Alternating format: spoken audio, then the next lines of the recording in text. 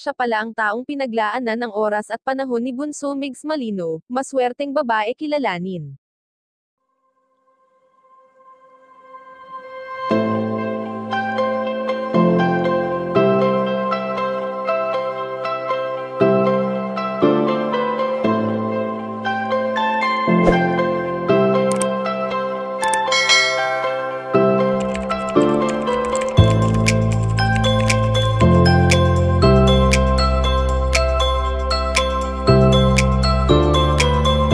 Alam naman natin kung gaano kasimpleng tao si Bunso Migs Malino, walang kaarte-arte at puro good vibes lang ang nais nito.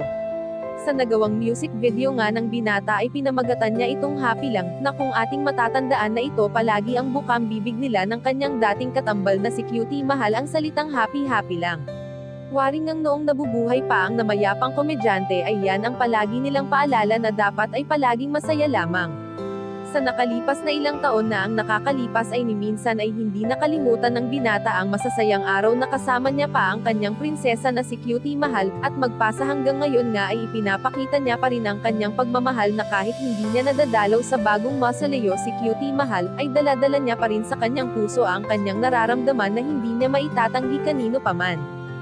Sa ngayon ngang hindi nababalik pa si Cutie Mahal sa mundong ito ay ayon sa aming impormasyon na nakalap na may isang babae na pinaglaanan ni Bunso Migs Malino ng kanyang oras at panahon, at ito ay ang batang may kapansanan, na hindi naman lingid sa ating kaalaman kung gaano kabuti at kabusilak ang puso na mayroon ang binata, na talaga namang marami ang humahanga sa pag-uugali niyang ito.